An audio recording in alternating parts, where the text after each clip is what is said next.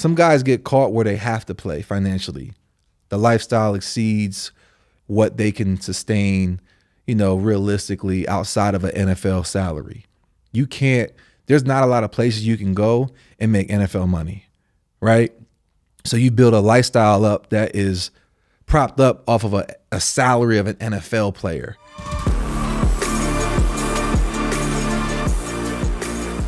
Derrick, thanks for being on the pod today, man. Thanks for having me. First round draft pick, Tennessee Titans. Did pretty well. We're going to talk about life after sports today, but before we do that, you go to Georgia Tech, you get drafted in the first round, play for the Titans 9 years? Yeah, 9 years. All right, what was one moment that you were like, man, that was a highlight, whether it was with the team, personally, where you're like, that was a great moment, a game, I don't know. That's an easy one. 2017, we sneak in the playoffs as the wild card, 9-7. We're going to Kansas City because, I feel like all roads go through Kansas City. Now they do for sure. I mean, what's the last 7 years? AFC Championship has been in Kansas City. Insane. So anyway, this is pre-Patrick Mahomes. Patrick Mahomes was on the sideline. He was a young pup. So we got Alex Smith. So Kelsey's still there. They still have the nucleus, right? Tyreek Hill, everybody like that. So we're playing up there. It's like 20 degrees. It's cold. It's a night game. It's on my birthday. This is my first playoff game. And everybody always talks about the playoffs are at a different intensity, a different speed. And that was very much so the case. So we go up there. We get down early. We're probably down by 2 scores. And then Mariota has this crazy play where he throws it and they bat it back to him. Yeah. And then he catches it and dives into the end zone. And we're like, that's our spark. And so maybe a couple of plays later, Jonathan Cyprien KOs Travis Kelce. Bring the trainers out. He's knocked out. So, we're juiced up on the defensive side, and we catch some momentum, and we ended up winning the game. And it's on my birthday. It's the first playoff game I've ever played in, and we get a playoff win, and we're going to the divisional round. Now we got abused by the Patriots the next week. Thank you, Tom. But it was just that was a moment that as a competitor, you always want to be able to play for something and have a chance, just have a shot. And so that game was a awesome feeling. My son and my wife were in the stands. It was a great feeling. Did you shake Patrick Mahomes' hand afterwards? Hey, future. Patrick Mahomes was a nobody back then. He was he was just waiting his turn. You know what I mean? He had been drafted, but he was waiting his turn, and Alex Smith was still at the helm. So yeah. All right, so let's fast forward. And I remember talking to you about this. I don't know, was your contract up when you were deciding should I keep playing or retire? Yeah. So I had in 2015, I got drafted, played my whole 5-year rookie deal out, and then re-signed with the Titans on a 4-year deal, played that whole deal out. So I had a very rare experience where I played both my contracts out to the end. I stayed with the same team for the whole entire duration of my career. I sat through 5 head coaches, 3 general managers, 2 position changes. So that moment at the end of 9 years, I kind of knew mentally I was done playing. And at the time, so my agent was AJ Vaynerchuk, Gary Vaynerchuk's brother.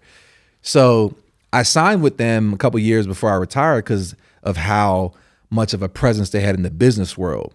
And as an agency, they brought so much more to the table than a traditional agency did. And so I was intrigued by that, and given where I was at in my career. So when I was at the end of year 9 going into free agency, I told my agent, AJ, I was like, look, I have a very high threshold for what's going to get me back onto the field. I said, it needs to be a good team. It needs to be a good role. It needs to be a good market. And it needs to be a good contract financially. And that eliminates about 95% of the league. And so I was praying. I was like, God, like, if you really want me to, I felt like God had already told me I was done. And so at that time, the closest at that time that came to meeting that criteria was Dallas. And they had reached out and they were like, hey, we want to bring him in for a visit. I was like, all right, let's just kind of see where this goes. And about a day before I was about to fly out, they canceled the visit. And I was like, confirmation. They signed somebody else. I was like, confirmation. So at that moment, I knew I was completely done. And my mind was just like now, like able to have the freedom to figure out what I wanted to do, when I wanted to do it, where I wanted to do it. I hadn't had that decision ability probably since my senior year in high school when I chose to go to tech. But from that moment, everything was being dictated for me up until that point. I get drafted. I ain't got no control over that. I gotta, I get told what to do every day. I go in the facility, I look at the screen to see my schedule for the day. It kind of got hard when you're a self-starter at the end of your career. And you're like, I know what I'm supposed to be doing. Yeah. I don't need a screen to tell me day to day. But anyway, so that was that. It was a really unique time. But how do you think about making a decision to retire or play another year? A lot of people think, okay, you made like, tens of millions of dollars, but you could still make maybe another 3 or 5. Like the average person's like, dude, you could make another 5 million, just play one more year. The average player is saying that. Yeah. It's called stealing. I could have stole a year. I could have stole probably 2 years. And you knew guys that did that. Yeah, absolutely. But I always said I wanted to go out on my own terms. And a big part of that was being financially smart to the best of my ability. I wasn't perfect. I didn't know everything, but I was frugal enough that I didn't have to play. Some guys get caught where they have to play financially. The lifestyle exceeds what they can sustain, realistically outside of an NFL salary. There's not a lot of places you can go and make NFL money, right? So you build a lifestyle up that is propped up off of a salary of an NFL player. You take that outside of that context, it's hard to sustain it. So my thing was, I don't want to have to be in a position where I have to play. And by that time, I had been doing enough off the field that I knew that there were other things for me. Where guys get into this tunnel, and I was guilty of getting into it, and everything, all the external forces kind of force you down this narrow path, and it doesn't allow you to broaden your perspective and to develop yourself in other realms. You're an athlete from age 9, 10 years old, and that's all you're focused on. So I had done it a lot off the field where I was like, I could probably get into real estate. I could probably look at venture capital. There's things that I can do. So yeah. I had more choices, I would say. You had the freedom to go after freedom in a way that not everybody set themselves up for. Yeah. All right. So if you rewind when you're playing, what were the key moments or people or beliefs that put you on that track where you're 9, you have the freedom to say, I can keep playing or I don't have to? Because not everybody thinks that way. Mm-hmm. So I'm sure early on you're not thinking that way, but do you remember a point as you're playing, like, I need to start putting the pieces in place if I play another year, another 4 years, so I'm ready? Yeah. It was I like how you asked the question of like, are there any beliefs? My belief was at 21 that I could play forever. Of course. Right? Every 21-year-old, any area of life. Absolutely. And I had it all figured out. I had some money in my pocket and I was invincible. And the moment that I realized that I wasn't was when I tore my ACL in the 4th game of my rookie season.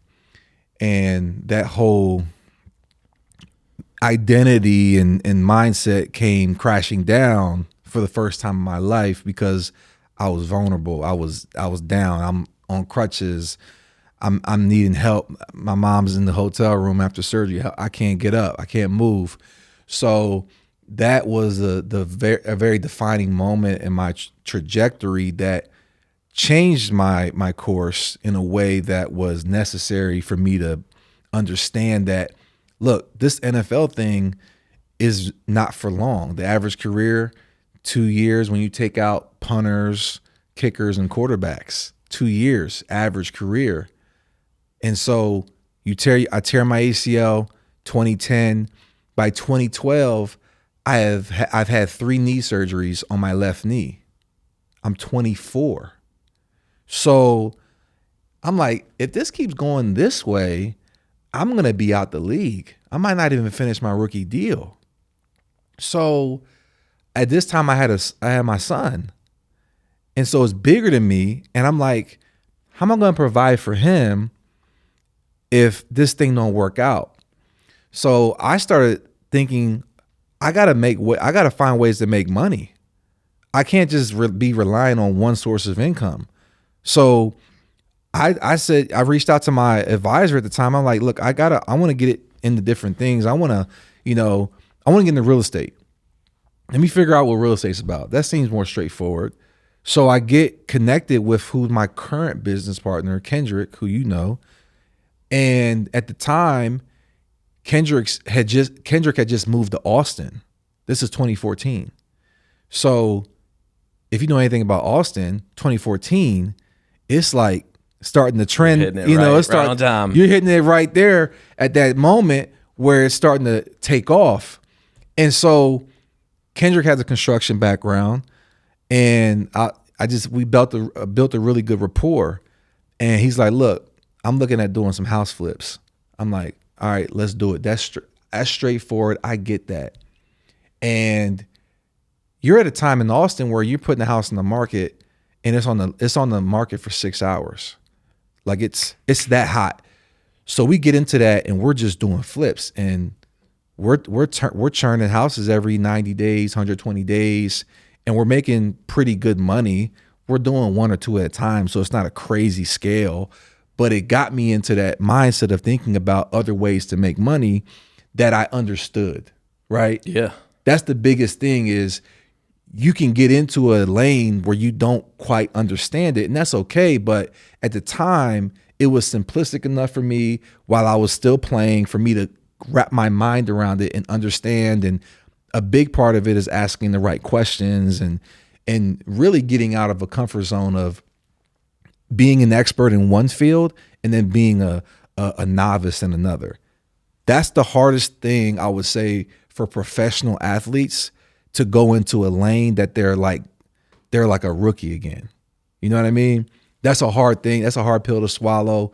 And so once I got over that like pride of, okay, I may look dumb, I may ask a dumb question, I don't know what this means, I don't know what that acronym is referring to.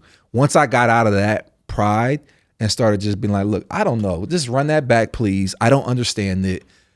Just explain it to me like I'm 5 years old. Like, that's how I was. Like when I was like almost desperate to learn about new things, I just started to say, like, just explain it to me. I don't know anything about this. And that's when I started learning. Yeah, that's tough, because when you're elite at something and you know what you're doing, you don't want to feel stupid doing something else. Exactly. Exactly. How did you know? So going back to like meeting Kendrick, how did you know? Because it seems like guys, the big mistakes or big opportunities come from who they partner with.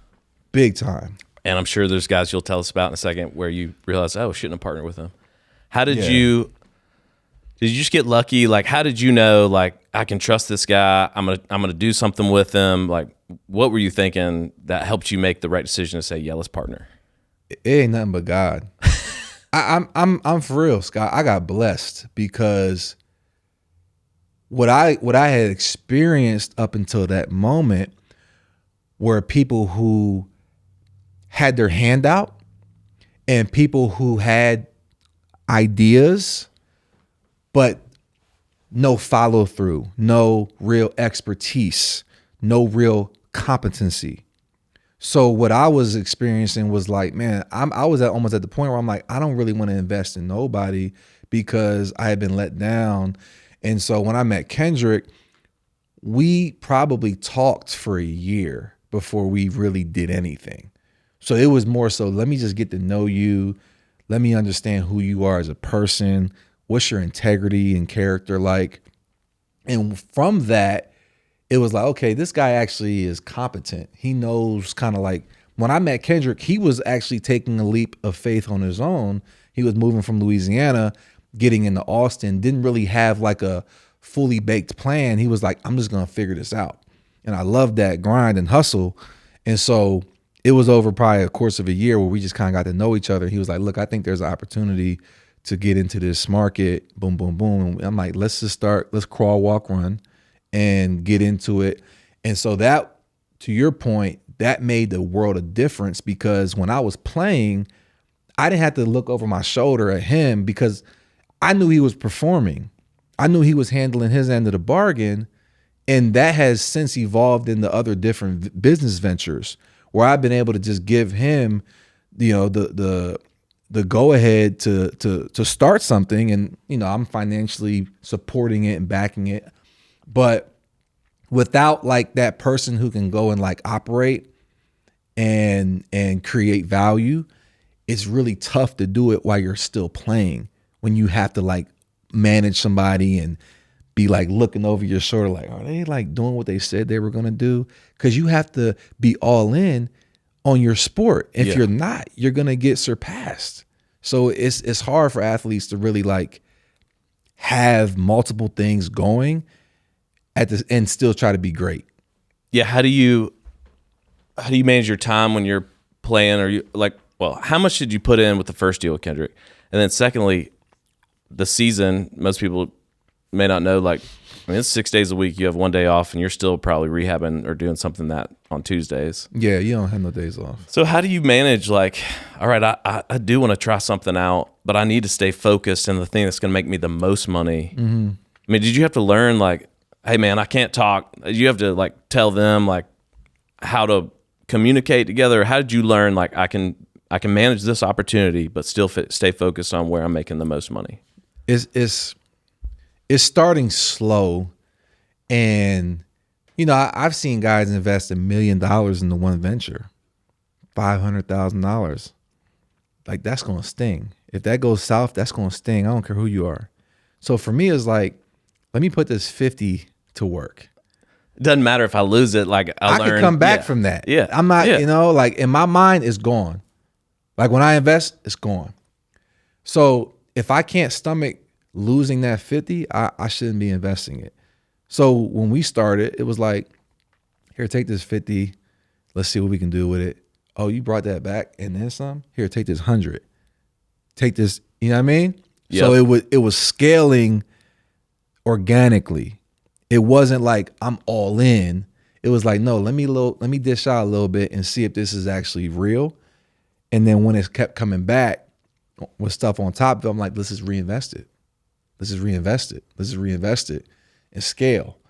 And so, and that didn't require too much of my bandwidth when I was still playing. It was more like hands off to a certain extent, because in my mind, I'm like, well, if he drops the ball, he drops the ball. I can't be over here micromanaging him for 50K when I got to get ready for Sunday. So it just kind of evolved naturally.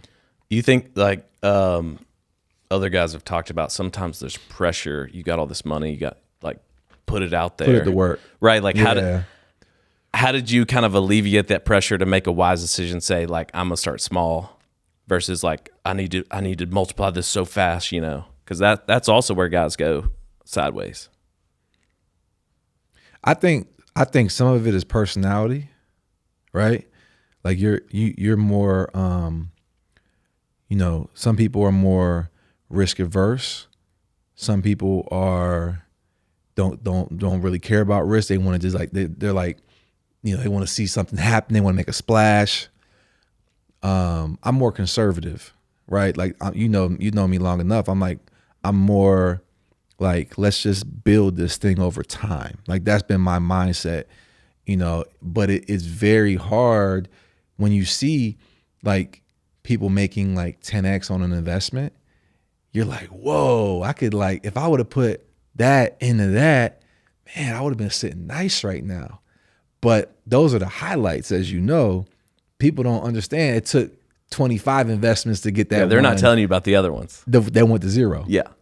And so I would say there is like a temptation that you have to grapple with a little bit and be disciplined. The same discipline that it takes for you to be an elite athlete, you have to apply that same type of discipline to your investment strategy. You can't, I always say this, like, it took you 15 years to get to the NFL. You're a 15-year overnight success, right? What makes you think you're going to be an elite investor in the off seasons? you listen to a podcast, you read a book, maybe, and now you want to go put this money to work with people who have been doing this their whole lives. You got to respect that. And I think a lot of times there's a lack of respect and understanding of, this is actually a sport too. This is like a business. This is like a whole nother realm that it takes a whole completely different set of skills and intellect to understand how to do it at a high level.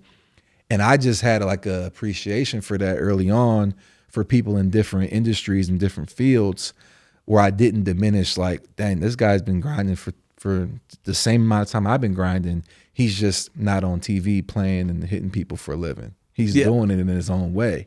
So I kind of like, eased my way into it.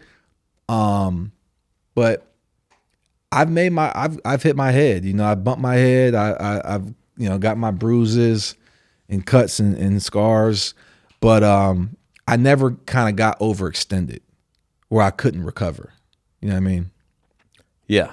So when you think about business partners, it's kind of like women, like finding your wife. They say that's the most important decision you can make in your life. Right. Is your spouse. So you roll into like your rookie deal. Do you have guys trying to get you in deals? Do you have, girls trying to like, is it the same perspective where you're like, you start to read the tea leaves and like these people are in it for themselves, or there's something we can work with here? Oh yeah. Yeah. Yo, when I tore my knee, I'm from the Philadelphia area, right?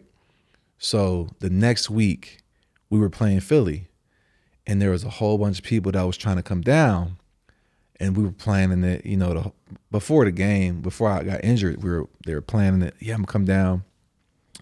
And I remember somebody had reached out to me and was like, yo, didn't check on me. It was like, yo, the Eagles game is still next week, right? Can I still get those tickets? I'm like, bro, my season's done. You're hobbling over here, and they're just like, hey, where are the seats, bro? In my self-pity, loathing, and I'm just like, oh, my career's over. And like, yeah, but can we still get those tickets? Yeah. I'm like, I'm not playing, but can we still get those tickets? So it was moments like that was like, dang, who really called and checked on me? I'm sitting in a dark room right now with my leg on a game ready, icing, and I'm going through depression, really. Yeah. And nobody's really checking for me.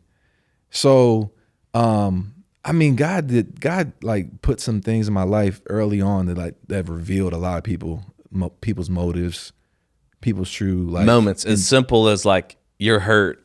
Yes. No, if they don't ask about how you're doing, they're more interested in the tickets. Like, that's probably not my person anymore. 100%. Was it hard when you realized kind of who those people really are? It's hard to cut, because you think they down for you. Yeah. You think they rocking with you, and they're on your team, and and that's not the case. And that causes you to look at everybody sideways. It took me so long. By the time I had reached out to you and Lee, that was like 6-7 years of my career where I was like, it took me a while to even get to a point where I could even like look at people and trust them or try to even do something with them.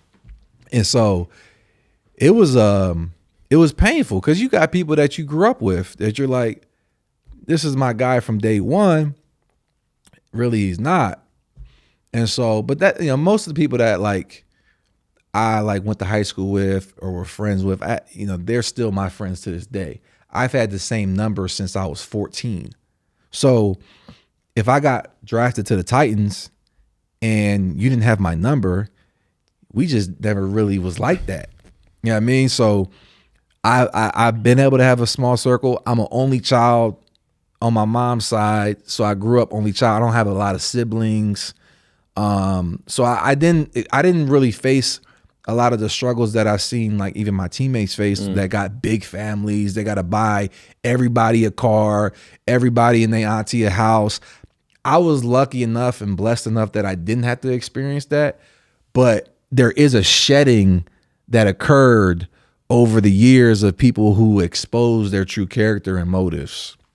Every time you level up, I mean, it's just like sports. Like, hey, we're not on the same team anymore. Yeah. That's kind of painful. And there's a realization. Like, right. Are they leveling up with me? Right. Have you seen that even after sports where like the decisions you've made are setting you up to succeed in other areas like real estate where you're like, man, I wish we were still on the same, level, but like they really made some bad decisions and playing together. And yeah. I mean, or you just kind of let that go away. Like, how do you continue to, as you level up, understand these are my people or like they were my people? Mm-hmm. Yeah, it's a interesting question because like now, like I'm more of an introverted person. So I'm not like a person that's like looking for relationships and friendships. But when I look at the career that I'm in now, so much of what I do is relationship dependent.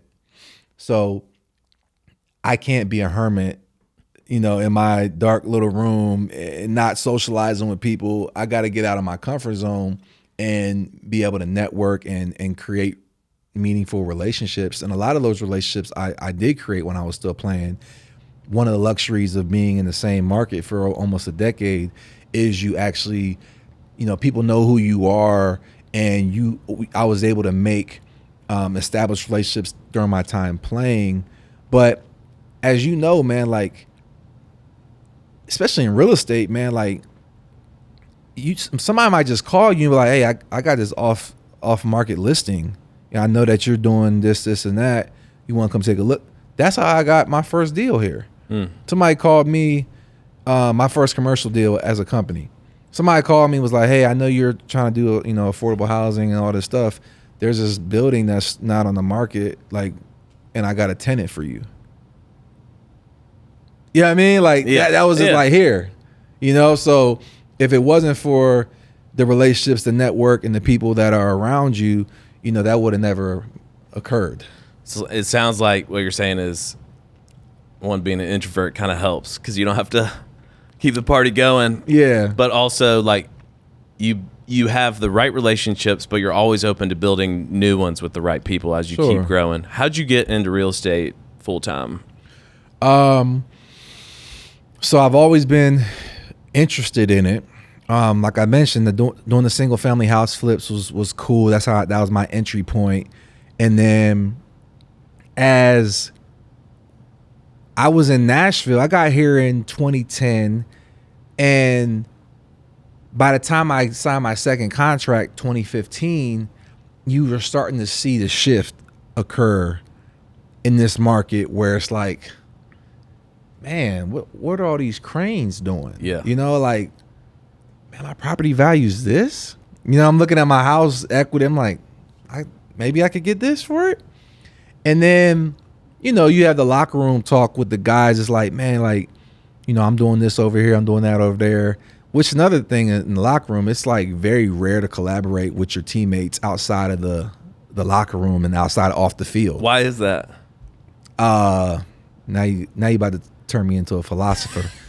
I believe that athletes have been programmed from an early age to look at even some of your teammates as competition. So from, let's just say, high school, you're competing with other people, other athletes to get the scholarship, to get the NIL money. You know what I mean? So you're looking at somebody that is almost just like you as competition, and that continues to be reinforced all the way through college. You're trying to get on the field, you're trying to get, a scholarship, all these different things. You get to the league, it's like, I'm trying to make the 53-man roster or whatever the roster is now.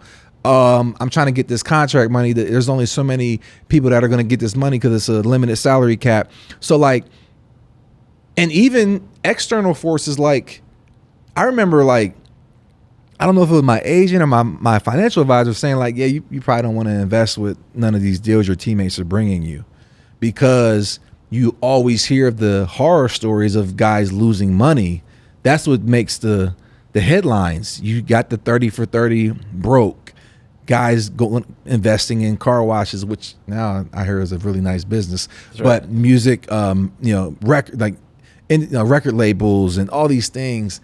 So you kind of get subconsciously programmed over a lifetime to not collaborate with the brother that you go to war with on the field, which is like a strange dynamic. But there were these moments in time where we were talking about real estate in the locker room in 2015 in Nashville, and we're like, yo, like, we got to like do something. Me and my teammate Jarrell Casey, he had an affinity for real estate as well. And we were like, man, we got to like get out here and do something. This is how our paths intersected. Was, I think you guys at the time were looking at a building near the facility, and you were, I think, looking at turning that into like more of like a short-term rental for guys that would come and go. Maybe they only need it for 6 months and whatnot. And so I think we might have got connected through somebody at the team when we expressed that we were interested. And then that kind of got us on the path of like looking at commercial buildings, which, to most people that don't know, we partnered on a commercial building where we bought something in 12 South in what was that, 2016? Yeah. I mean, it was. We were just talking about like, why did we stop there? We should have just kept going. But everything we could find. You know what I mean? Yeah. But that building's been leased out for almost 10 years without any vacancy, without a missed rent payment. And it was like, man, that was successful.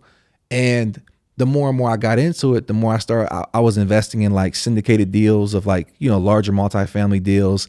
And then I'm just like, I'm looking through the financials, and I would always like see this line item, like developer fee, like 10%. I'm like, what's the developer? I remember you brought me a deal, and the developer fee was like something crazy, like 20. It was something crazy. It was that pool. Remember that? Yeah. You know what I'm talking about? Yeah, they're gonna do like a Vegas style pool in Nashville. Yeah, in Nashville. I was like, man, this is actually not a bad idea. We should probably do that. We should. Yeah. But I started seeing like how I started understanding how like the financials worked and deals, because I was on the LP side of the table. And as things progress, I'm like, man, if I ever get more time, I would love to be on the GP side of the table. And for me as an athlete, I was interested always in finding ways to give back to my community. And from the moment you get drafted, they put like a playbook in your hand of, they actually put a playbook in your hand, but then they also put like a philanthropic playbook in your hand of what you're supposed to do, start a foundation, do a football camp, those athlete things that you do, which are great things, but they don't really move the needle systemically in communities that need it the most, where a lot of us are from. I'm from Coatesville, Pennsylvania, and it's old steel town outside of Philly that was heavily dependent on the steel industry. And when the steel industry started to decline, so did my hometown. But during the 2017 Jobs Act, that's when the Opportunity Zone legislation came out. And I found out that my whole entire hometown was designated as an opportunity zone. So as I was like as my NFL career was sunsetting, I was thinking about how could I use all the different things that I had learned. I had got my MBA. I started learning about impact investing. How could money change communities? I went back to my hometown and got to work on a mixed use real estate project that I think I've told you about. But that was kind of like my forte in like doing this as a career. And I'll never forget when we were like in this planning session, it was like me and a couple of consultants, architects and engineers. And we were talking about, I asked a question and I was like, yeah, we got to bring in a developer. And everybody at the table looked at me and like, I thought you were the developer. And I was like, maybe I am. Like, right. I didn't know what that entailed. So that moment was like, oh, well, you're selling yourself short. Like, you can actually orchestrate projects and bring people and resources and things together. It's like an orchestration, like of different things, and you're putting them all together to create something. That's actually what I was loving when I was doing that. And so that moment was like, oh, this is what I'm good at.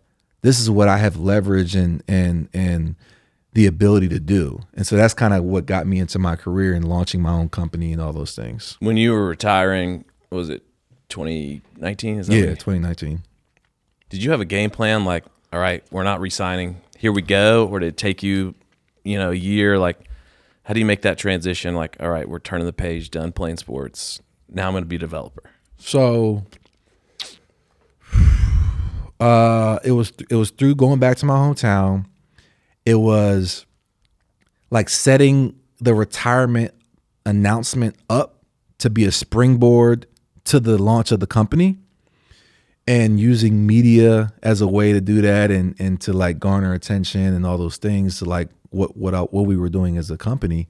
But after that Dallas deal kind of just fell through, at that moment I knew I was done playing. At that moment, though, I didn't know what I was going to do. It was only through that process of going back home and working through this project that I realized this is what I wanted to do on a day-to-day basis. And I wanted what we did to make a positive impact. So when it was kind of like I was in this gap from like February to like July, where nobody knew I was retiring. I didn't really know what was next. I went on this fast, like a 8-day water fast. And I was just like locked in on, all right, God, tell me what's next. I got all these irons in the fire. I got seeds that I had sown, but I don't know what it is I want to do. And it was through that moment of being on that fast, of coming out of that, where I got the clarity, not like the end vision, but it was like, this is your next step. Because a lot of times God will never give you the full vision. He'll give you a glimpse. He'll give you just enough for you to take that next step on faith a lot of times. And so I had that clarity and that conviction to just step out on faith. And that's where the name Kingdom came from. It's like, I felt what I was purposed with was, my pastor calls it, most of us in our congregation are marketplace Christians. We're not in the pulpit. We're not singing in the choir, but we're in the marketplace. That's our battleground. That's how we advance the kingdom. And so I said, well, let's just name our company Kingdom. Let's just take the vowels out so we can get to use, the URL. That's right. And so it kind of evolved from that. And once I took that next step, then the next step started to show itself. And then, there were some side steps and some back steps along the way, but we were still moving in the right direction. And so that was almost 6 years ago. And if anybody would have told me it would have taken this long to get to where we're at, I would have been like, no way. We're fast tracking this thing. But it goes back to having an appreciation over how things of substance are built over time. I didn't get to the NFL in 18 months. It was more like 18 years. I'm not going to start a super successful real estate development firm in 6 months. So for me, I had to like reset my expectations because, as you know, Scott, the results in real estate, they're long cycle items.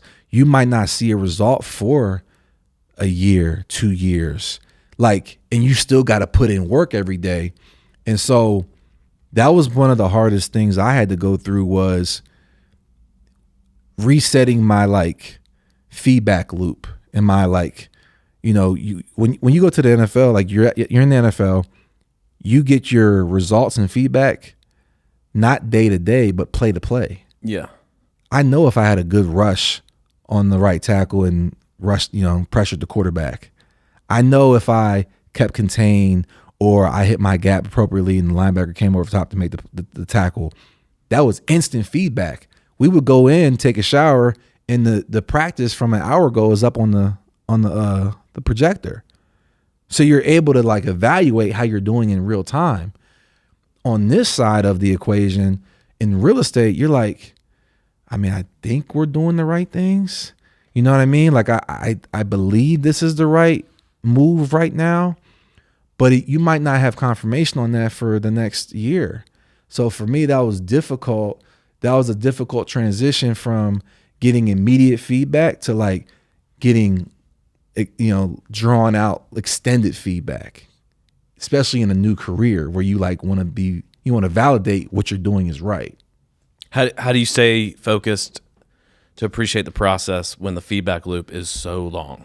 You know, like, are there days where you're just sitting around like, I mean, how do you get through those moments, you know? It's hard. You always got to come back to your why. Yeah.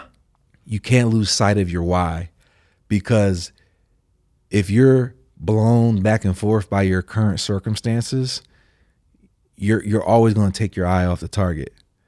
And so for me, and you know this, real estate, today could be a really good day. You know what I mean? But Monday could be terrible. Like, dang, like this is never going to come to fruition. But I've known you long enough to know that you've been in some deals for 3 years. Yeah. Yeah. And you're like, yo, I just got to like see it through. And now you're on the other side of that deal where you've seen it through and you've reaped the reward. So for me, and I study a lot of like seasoned real estate developers that have, you know, you see guys like Don Peebles, who's been doing this for, you know, 30, 40, 50 years. And he started when he was like 29, right? And he like he did like a $3 million deal. Then he did like an $8 million deal. Then he did like a $30 million deal. Now he's doing $1 billion deals. But that happened over 30 years. So for me, I always have to remind myself, like, look, you chose this career path that it's not like super sexy day to day and it's gonna take a long time to see results, and but your lasting impact and legacy will have been worth it. And so for me, that's what I always go back to when I'm in those valleys where it just seems like you don't see the light. You got to always go back to the why and just like remember, this is a long game. I'm playing the long game. Yeah. You know what I mean? That's good. Yeah. When you think back about your younger self, if you could, I mean, you've done things the right way, but if you go back, what would you tell Derrick, you know, rookie deal, anything you would say, hey, do this instead, or think this way? Don't lose your gap control playing the Denver Broncos on the 30th of October. No, and you won't tear your ACL. But I look back and it's like, I feel like the things that I have experienced have put me in a position where I don't necessarily regret anything. I don't feel like, you know, maybe I could have like maybe not made some bad investments here and there, but like you learn way more from your failures than your successes.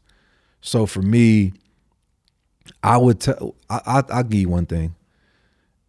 When I was in undergrad at Georgia Tech, you know, I was sitting next to future millionaires, CEOs, entrepreneurs, whoever, right? And I didn't give no attention to that. I was so focused on getting to the league that I wasn't engaging with my classmates. And quite honestly, my classmates weren't engaging with me. I went to an academic school. Yeah. So nobody really cared about the Thursday night football game. The library was still full. You know, like it didn't really carry as much weight as going to school an hour and a half up the street in Athens at Georgia. Yeah.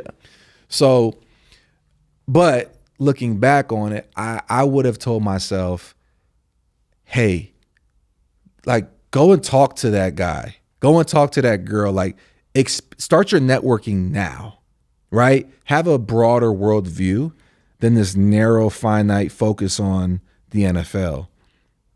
Now, if I wasn't as like acutely focused on getting to the NFL, would I have gotten there? Who knows, right? It's all God's plan. But that's what I tell my son. My son goes to a private school, right?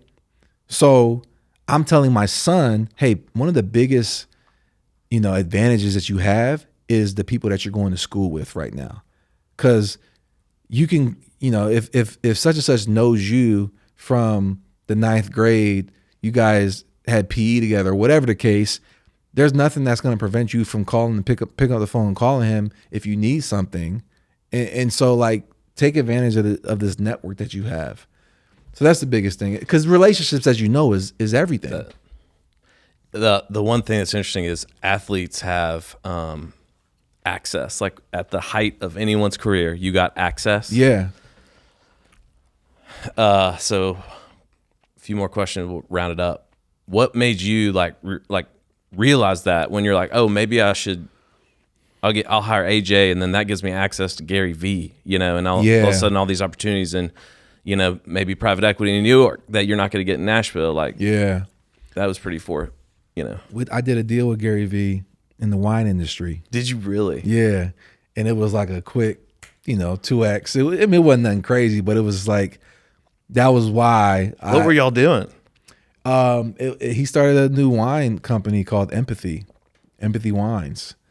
And, Gary V, if you know Gary V, he's a wine connoisseur. Mm-hmm. So anyway, when I was getting my MBA at Miami, the NFL did this really cool thing where they designed an MBA program around the NFL season. So it was an 18-month executive MBA program, and I was able to do that while I was still playing.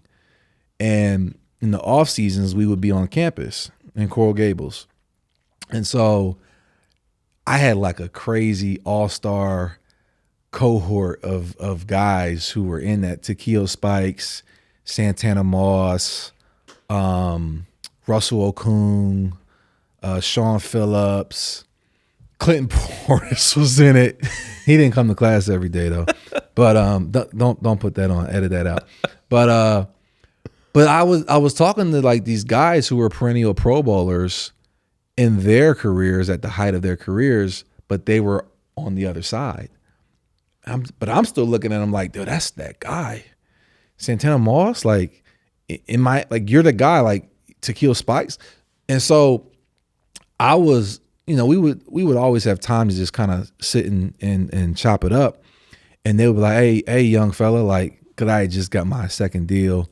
Like, yes, I know you just got paid, but all that stuff ain't gonna matter on this side. So you got to do everything now. You got to reach out to the CEO now. You got to send the email now while you're still relevant, quote unquote. And I was like, dang, like, I'm not even the type of caliber player that this guy was, and he's telling me to do it now. So why would I not take that to heart and act on it? So that was like a very insightful moment where these guys were telling me, Derrick, you got to leverage your platform while you still have it. And I took that to heart, and I started doing that. And so, that was, I would say, a very vital moment for me in kind of like setting myself up for afterwards. But yeah, It's pretty easy to get people to pick up the phone when you're playing pro sports. yeah, It's a lot harder the year after or 2 years And then after when the they year start after forgetting that. you. Yeah. Because you gotta like, unless in that time you establish yourself in another domain. Yeah. So I think, and I'm not established by any means, but I think that, and the thing that I've encountered is it takes a long time, if ever, to demand credibility outside of sports, because regardless of what I'm doing now, there's some people that will only ever see me as a Tennessee Titan. So what I've run into is people would take the meeting, but all they want to talk about is Marcus Mariota or Ryan Tannehill or whoever. And I'm like, okay, we can spend maybe the first 10 minutes talking about this, but let's dive into this deal, or let's talk about business. But, it's a double-edged sword. And I've had to like just learn to just play the game.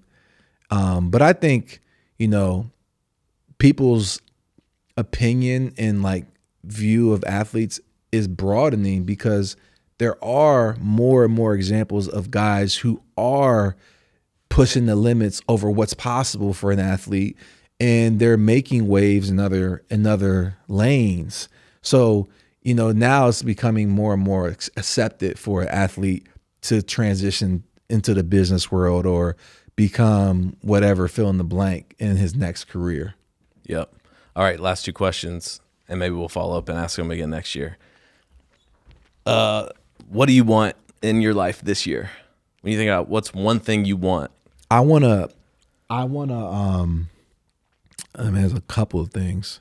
The first thing that came to mind, since we were talking about business and real estate, was I want to break ground on, and we will break ground on our first ground up construction project, and which will be a mixed use project in North Nashville on historic Jefferson Street, right across from Fisk University, that I believe is going to start to make waves in a community that has been overlooked for a long time in Nashville.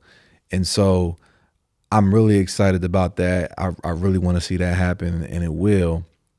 And so I'm excited about that. And I just want to see, I've been planting seeds for a long time now on this side. So I want to just see some things. I want to see a harvest, selfishly, right? Of course. I want to see a harvest, man. Yeah. I've been grinding. Like, if you you only kept up with me on social media, you would probably think I'm dead.